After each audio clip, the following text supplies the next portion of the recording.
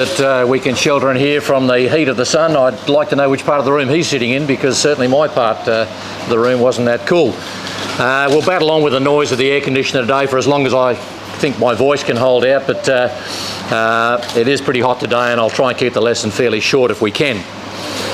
The question I'd like you to think about today, and for those who are jotting down notes and so on, I'd like you possibly to write down the answer in one sentence to this question, and the question is this: what is the meaning of life? What is the meaning of life? If you had to write down in one brief sentence what the meaning of life was, I wonder what you would write.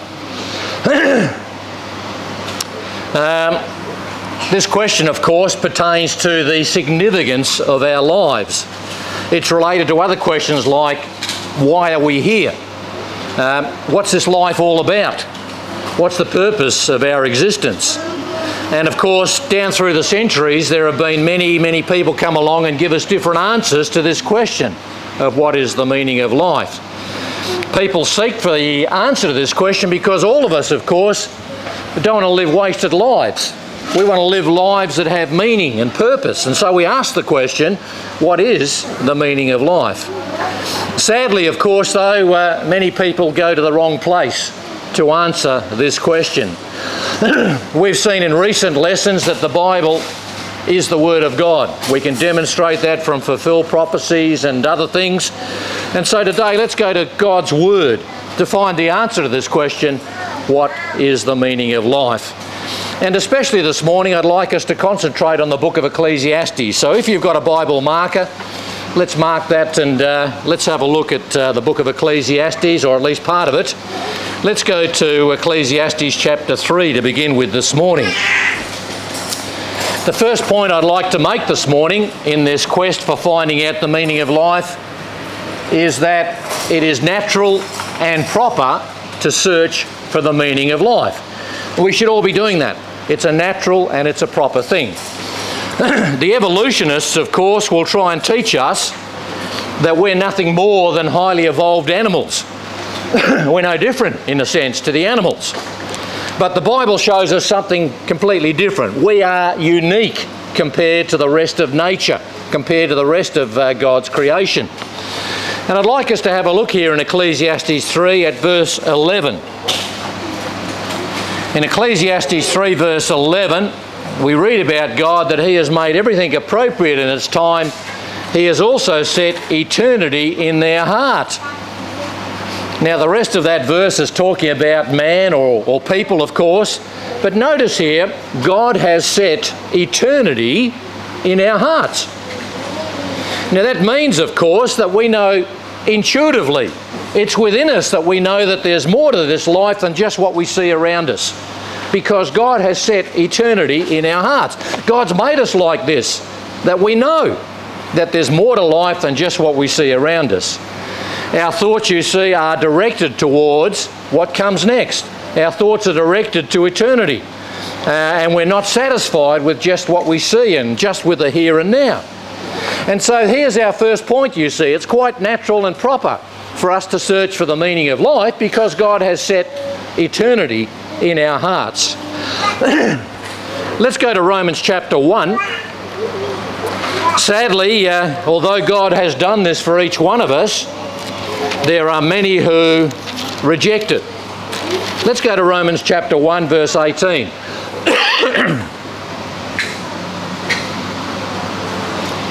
We're told here the wrath of God is revealed from heaven against all ungodliness and unrighteousness of men who suppress the truth in unrighteousness. Now notice that. There are some people who are going to suppress this truth, who are going to force it down and not allow it to bubble up in their lives, this eternity that God has set in their hearts, that God exists, that God is creator, and so on. They're going to suppress the truth in unrighteousness, verse 19, because that which is known about God is evident within them, for God made it evident to them. Here we are again. God has made it evident to us. He's placed it within us. He set eternity in our heart. He's given us the creation around us. And verse 20, for since the creation of the world, His invisible attributes, His eternal power. Did you pick up on that word eternal? Remember Ecclesiastes 3, God set eternity in our hearts. Now we can see from the creation his eternal power and the divine nature, which have clearly been seen, understood through what has been made, so that they are without excuse. You see, God has made us the way we are, even though some people are going to suppress that. God has made us the way we are. He's set eternity in our hearts, and it's natural and proper for us to seek the true meaning of life. Sadly, as we go down that passage, let's go down to verse 28. Some people, we're told there, will not see fit to acknowledge God any longer. Isn't that sad? God has set eternity in our hearts, and some people just refuse to acknowledge God any longer. If we go down to verse 30, notice what they become. They become slanderers, and notice this, haters of God. Isn't that sad to see? God has set eternity in our hearts, and yet people suppress this knowledge, this truth, and they become eventually, some of them at least, haters of God. And notice what it goes on to say there, insolent, arrogant, boastful, inventors of evil, and so on and so on. Why did God make us the way that we are? Why did God give us this eternity in our heart? Why is it proper and natural for us to seek the meaning of life? Well, let's go to Acts chapter 17. God has made us the way we are to help lead us to Him, to help bring us back to Him. Let's go to Acts 17 verse 26. We're told here that He made from one man every nation of mankind to live on all the face of the earth, having determined their appointed times and the boundaries of their habitation. Now notice this.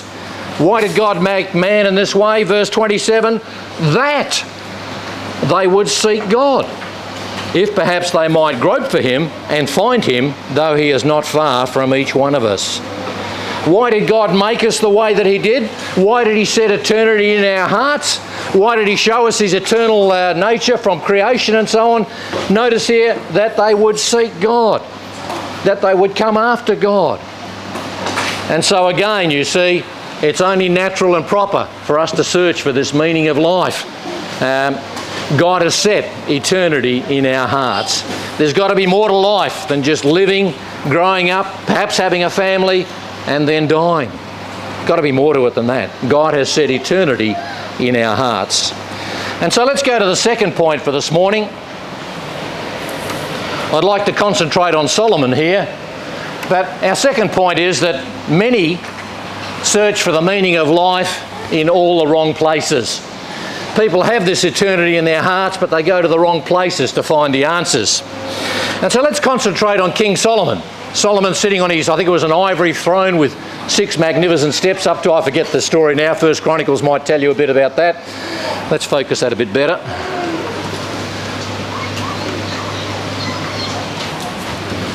But let's go to a passage in 1 Kings chapter 10.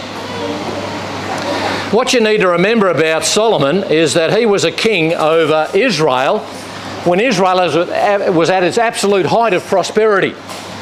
You couldn't get things any better in Israel, and they were never any better from Solomon's time onward, after the time of Solomon, physically speaking. And so here in 1 Kings chapter 10 verse 21, you can see what it was like in Solomon's day. Verse 21, all King Solomon's drinking vessels were of gold. Now that's not bad, is it? Travis gave me a cup this morning, very kind of him. There it is. I don't think that's of gold, is it? But all Solomon's drinking cups were of gold. Let's read on. And all the vessels of the house of the forest of Lebanon were of pure gold. And then you come to the statement at the end of the verse. Can you believe what you're reading?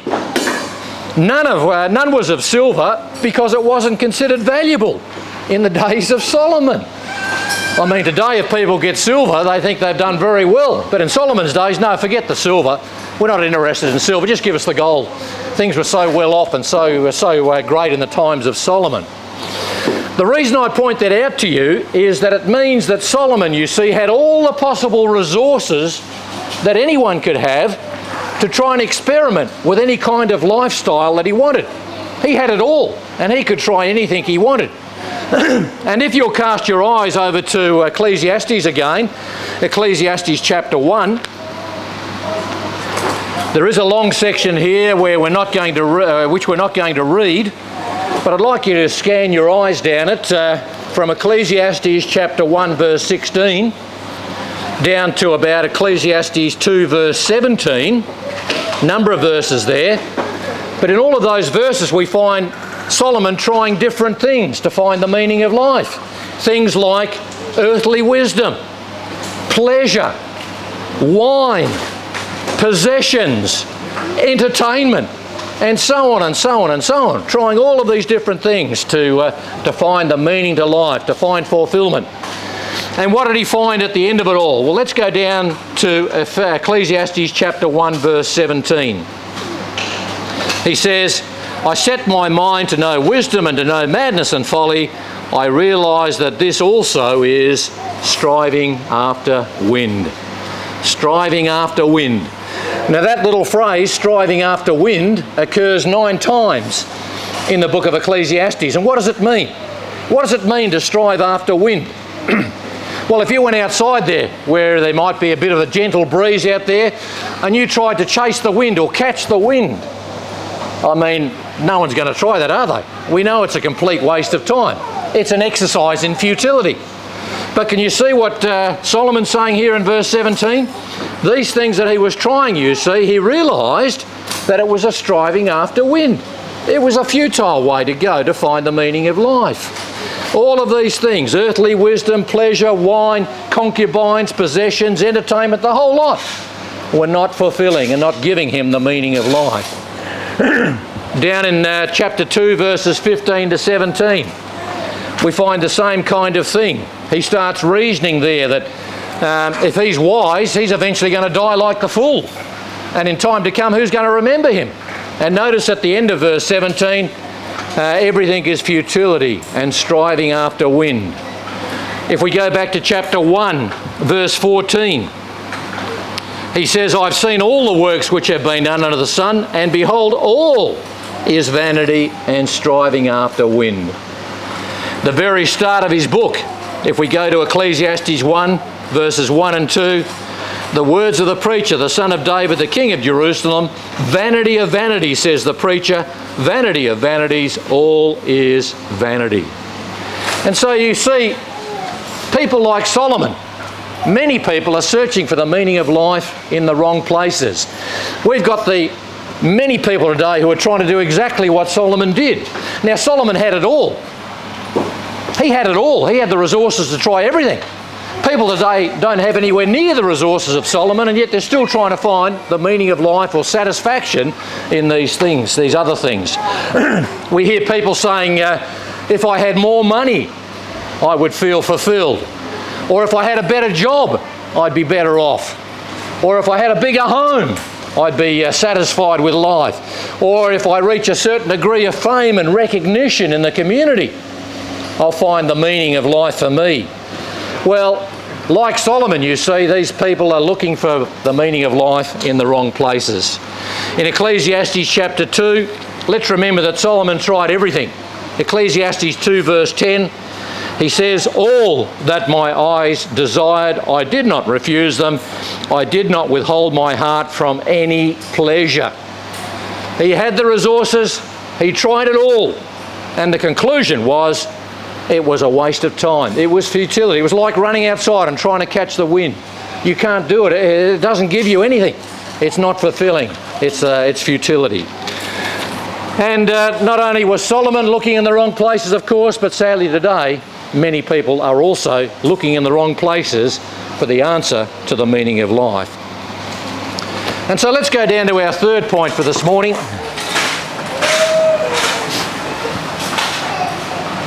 The meaning of life is really quite simple. The meaning of life is really quite simple. I wonder what those people who are taking notes jotted down this morning for their sentence earlier on about what they thought the meaning of life was. Well, we find, of course, in the book of Ecclesiastes that after Solomon tries everything, he finally arrives at a very simple truth. And let's read that simple truth at the end of the book, Ecclesiastes chapter 12. Verses 13 and 14. Ecclesiastes 12, 13 and 14. Solomon had tried it all. He had the resources to try it all, and this is what we read at the end of the book. The conclusion, when all has been heard, is fear God and keep his commandments, because this applies to every person. For God will bring every act to judgment, everything which is hidden, whether it is good or evil. There it is. Just so simple, isn't it?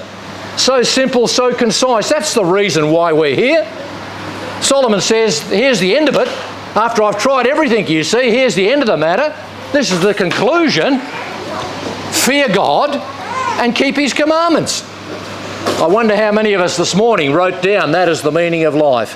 Fear God and keep his commandments.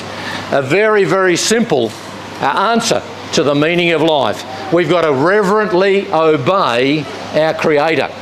That's why we're here. That's what's expected of us. That's how we should be filling our time. That is the meaning of life. And that really ends our search, doesn't it? If we trust God and his word, and who wouldn't once they read the word and understand it, why wouldn't we simply fear God and keep his commandments? If we go across to Romans chapter 8, the Apostle Paul, inspired by the Spirit, gives us similar words. In Romans chapter 8, let's read from verse 19. We read here about the anxious longing of the creation. So the creation is longing for something. Now some people, when they read this verse, they think the creation means everything. Means the trees and the rocks and the lizards and all of this kind of thing are looking forward to something. Well, that word creation is also found in Mark 16 verse 15, where Jesus told his disciples to go and preach the gospel to all creation. Do we go out and preach the gospel to a rock? Do we go and preach the gospel to a tree? Of course not. We're talking about humanity. We're talking about people lost in their sins. That's the creation we're talking about. And in this passage here, this is the creation that's longing. People that are not saved. All of us, you see, are longing. And what does it go on to say? The anxious longing of the creation waits eagerly for the revealing of the sons of God. So everyone who's been created, you see, has got this longing, whether they acknowledge it or not, to find out who's going to be saved, who are going to be the people of God. And why do they have that longing? Why does creation have that longing? Well, we've already seen back in our first point this morning that it's natural and proper for people to search for the meaning of life because God has set eternity in their hearts. We look for something more. And here in Romans 8 we're being told that creation is longing for this time when the sons of God are revealed. Verse 20, for the creation was subjected to futility. Well, haven't we seen that already? Haven't we seen that in the life of Solomon? He was trying so many different things, and yet he couldn't find the meaning to life. God has subjected the creation to futility. We won't find the answer anywhere around us. The answer is from God, of course. So in Romans 8 verse 20, the creation was subjected to futility, not willingly, but because of him who subjected it, and that's got to be God, of course, in hope that the creation itself will also be set free from its slavery to corruption into the freedom of the glory of the children of God. That's what God has done. He subjected us to futility in the hope that we might search for him and become his children. Exactly the same as we saw back in Acts 17, that we might seek after God. And at the end there, how do you become children of God? Well, we've already seen that. Fear God, keep his commandments, believe in Jesus, repent, be baptised and follow faithfully. And that's the way we become children of God and stay children of God until the end. And so there's our third point for this morning. The meaning of life is really quite simple. Fear God and keep his commandments. That's it. So simple, so easy. Let's finish off this morning with our fourth point, and that is that we enjoy great peace from accepting the meaning of life. Not just knowing it, but accepting it and doing what it says, fearing God and keeping his commandments. Before we have a look at this idea of the great peace that we can obtain from accepting the meaning of life, let's have a look at what it's like before you accept it. Let's go back to the book of Ecclesiastes and let's let Solomon answer this question. Solomon, what's it like before you come up with the meaning of life? Before you come up with the answer? What's your life like? Well, let's read what Solomon says in Ecclesiastes 2 verse 22. He says here, "What does a man get in all his labour and in his striving with which he labours under the sun? Because all his days his task is painful and grievous. Even at night his mind does not rest. This too is vanity." Before you find the meaning of life, you see, what's your life like? You get up in the morning, you go to work, you come at night, you go to bed, and even in your bed your mind's still not resting. You still don't have that peace that comes from God.